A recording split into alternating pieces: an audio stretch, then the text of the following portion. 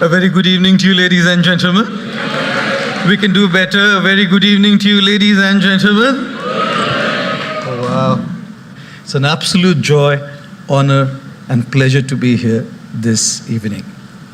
Let me kick this evening off with a favorite story of mine. There was a little boy about 6 years old who came to a balloon seller who was selling balloons on the street. And he asked the balloon seller, "Uncle, will this red balloon go up in the air?" The balloon seller said, "Of course, it will." He said, "And the blue one?" 100% it will. "The pink one?" "Most certainly it will." And you know how kids can be. They can ask funny questions, and I give funny answers as well. A 4-year-old once came to a shopkeeper and said to the shopkeeper, "Girl," he said, "Uncle, मैं कैसी लगती हूँ?" 4-year-old girl. The shopkeeper said, "बहुत प्यारी लगती हो बिटिया." He said, "तो अंकल मैं बड़ी हो जाऊंगी तो आप मेरी शादी आपके बेटे से करेंगे?" The shopkeeper said, "जरूर करेंगे बिटिया." He said, "तो अंकल फिर अपने होने वाली बहू को एक फ्री डेयरी मिल्क नहीं देंगे?" Children, very innocent, charming, clever, smart. They can ask funny questions and they can give funny answers too. A teacher in class asked a 6-year-old, "Which state of India are you from?" He said, "I'm from Arunachal Pradesh, madam." She said, "Can you spell it for me?" He said, "I'm from Goa, actually." Who spells Arunachal Pradesh? Kids are kids, aren't they? This little boy asked, "Will the pink balloon go up? Will the red balloon go up? Will the black balloon go up? Will the blue balloon go up?"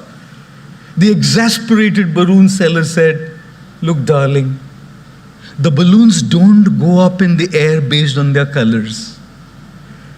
The balloons go up in the air based on what's filled inside of them, the gas, the air. That's what takes the balloons to the heights of success." Boys and girls, the class of 2023, we are all different colored balloons with different abilities, different skill sets, different backgrounds, different upbringings, different family cultures, different traditions, different opportunities, different resources, different challenges. We all have a very different outside. But guess what? Everybody who has reached the heights of success and has made a mark in the world hasn't ever done it based on the color of the balloon, hasn't ever done it based on resources, hasn't ever done it based on opportunities, hasn't ever done it based on skills, hasn't ever done it based on what they've just learned in school, college, and universities. These are all the colors of the balloons, and extremely important. Everybody who has left a mark in the world and has made the world a better place are the ones who had the right kind of gas filled inside their balloons. As we sort our outside, it is very, very crucial and important to fix our inside, because only those who have their inside sorted and inside fixed have reached high up in the sky. Which is why, don't they say, it's not our aptitude, but our attitude that decides our altitude in our life. Yes, we definitely need aptitude. Our schools, our universities, our teachers have given us the aptitude, but along with that, they've also given us the right attitude by their own example. Our families have given us the right attitude by their own example. When you see an iceberg, you see only the tip of the iceberg on the surface of the water, don't we? The achievements of others, their success, their popularity, their achievements, their accolades, their wealth, their money, their fancy cars, their homes, their fancy vacations and holidays is all the tip of the iceberg, what we say.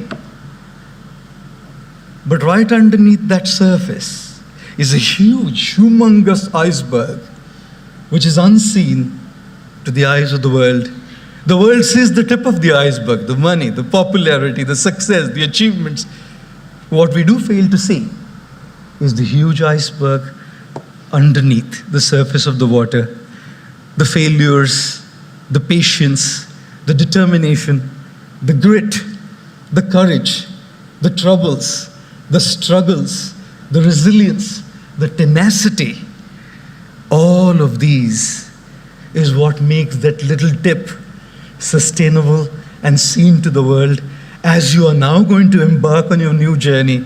And as you work on achieving that tip of the iceberg, my prayer today is that may you never forget the unseen. Take inspiration from your heroes, from your role models, from your families, from your teachers, and learn. As a humongous iceberg underneath that surface of the water that's responsible for the tip of the iceberg to remain there. Remember always, it takes a lot of sleepless nights to become an overnight success. And therefore, here's the first principle that I want to share with all of you today. If you want to get the seen, focus and work on the unseen. If you want the tip to be up there, focus on the huge iceberg underneath the surface. If you want your balloon, the beautiful colored balloon, to soar high up, focus on what's filled inside as well. How many of you love going on a holiday? All of us? How many of you love traveling? Oh, okay, I must put my hand down. I hate traveling. Because in a year, sometimes I end up taking over 300 to 325 flights. That's insanity when it comes to traveling. And you can have all kinds of experiences when you travel. Like I was flying once and the stewardess comes up to me. I'm not going to mention the airline. The stewardess comes up to me and says, "Welcome on board, sir. We guarantee takeoff." I said, "Landing, madam?" She said, "You're a monk, isn't it? It's important to pray." Oh, takeoffs and landings. The three biggest fears people had back in the day were, number one, the fear of public speaking. Anybody here? Okay. Number two was the fear of death. Anybody here? Okay.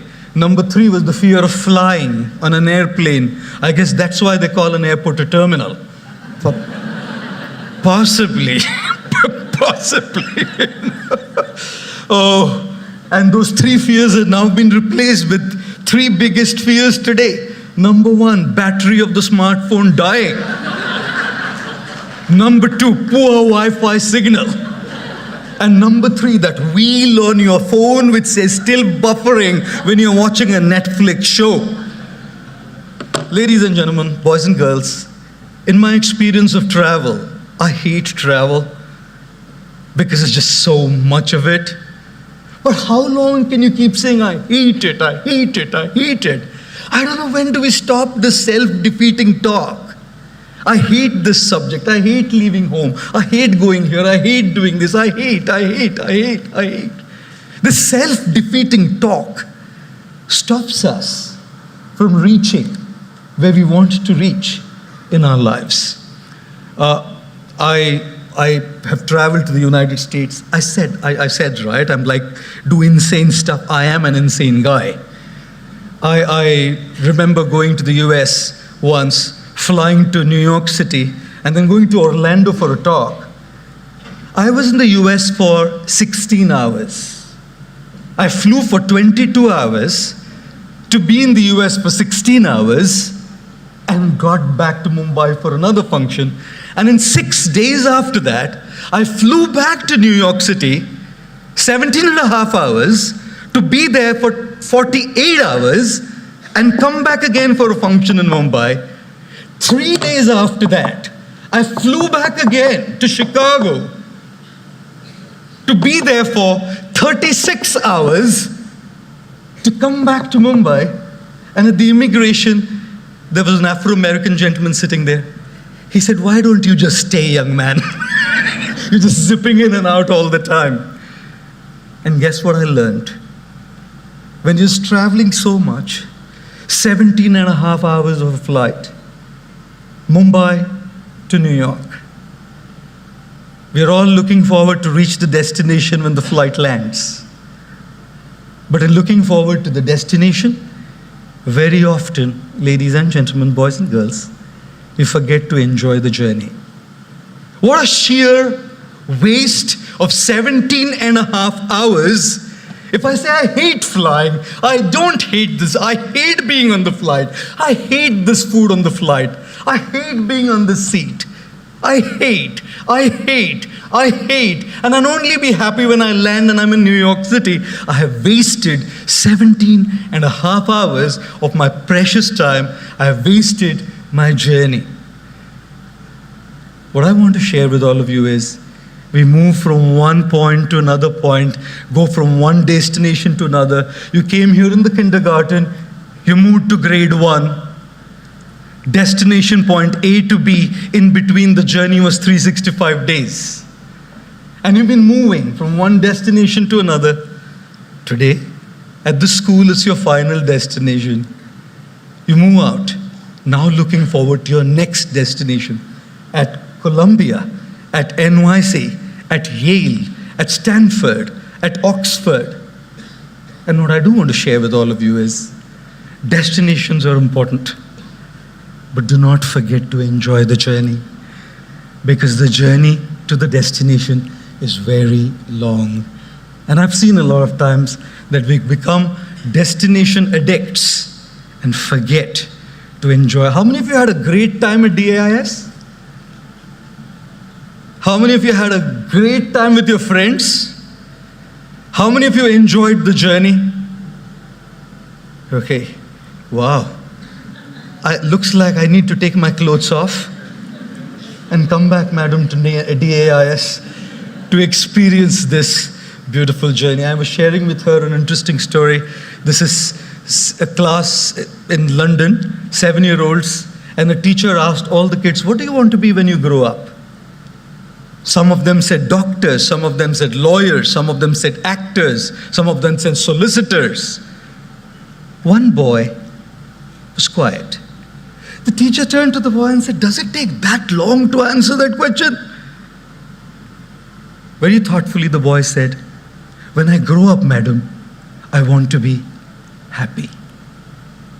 The teacher said, boy, looks like you haven't got the question right. The 7-year-old said, ma'am, looks like you haven't got life right. Because if you would have gotten life right, you would know that everything that we do is wanting to be happy. And this answer was given by the legendary John Lennon of the Beatles group. Right? It was John Lennon who said this. You didn't get life right.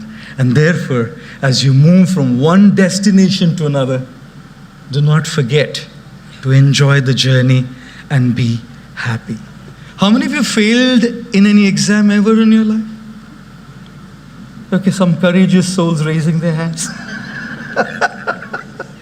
A boy was once walking with his dad, college-going boy, and his friend messaged him, said, our college results are going to be out very soon. The boy messaged back saying, I'm walking with dad. If he picks the phone up and he sees I've failed in any subjects, I'll be taken for a task. So let's communicate in code language. If I fail in one subject, say good morning to you, I'll understand. If I fail in 2, say good morning to you and dad, I'll understand. A couple of minutes back, he got a message saying, good morning to you, dad, family, and friends. Ladies and gentlemen, boys and girls, we all have had our own failures. We all have had our own disappointments. And as you embark on this new journey, you will have yours. Life is what it is. With all our dreams, with all our aspirations, with all our ambitions, life does what it does to us. And when failures do come, disappointments do come, we need something very incredible. I remember when I was graduating and I was finishing my diploma in engineering, I stood second in the state of Maharashtra and I missed my first rank.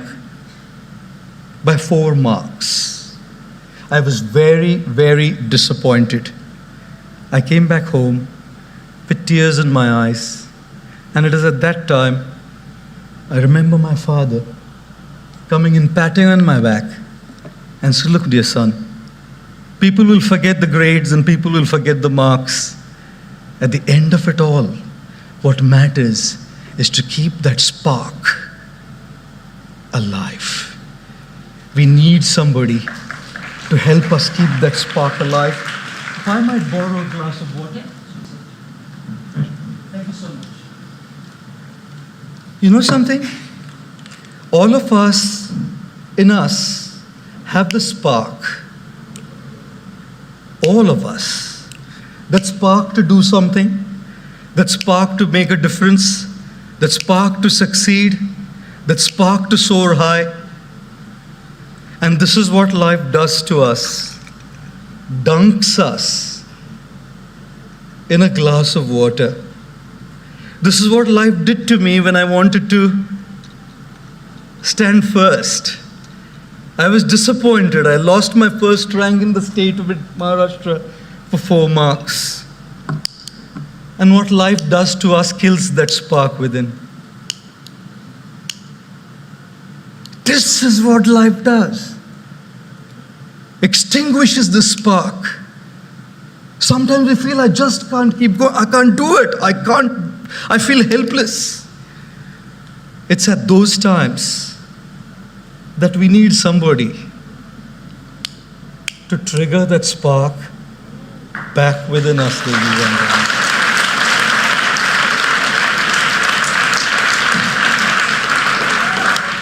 If you don't have this somebody, we'll be lost.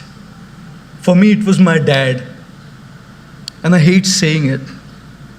I disagreed with him. I didn't speak to him for 2 full years. He had to fall on my feet and say, "Sorry, son, for whatever I did." I didn't say you're sorry.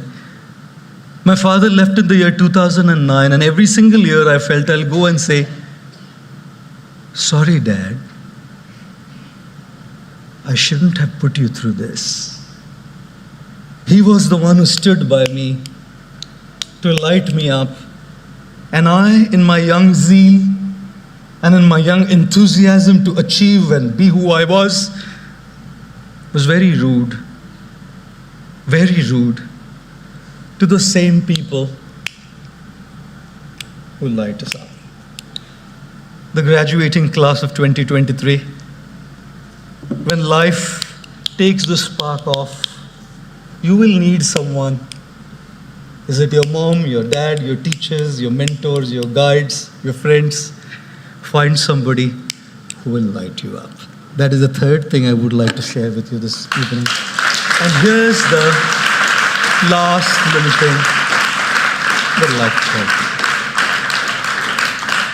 Since I fly so much, if the stewardess doesn't come up for that day, I'd probably end up making the announcements myself.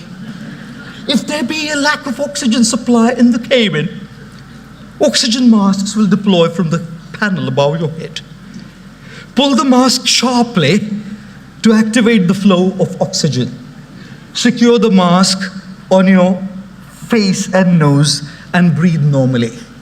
Make sure your mask is in place before you help children, infants, or others.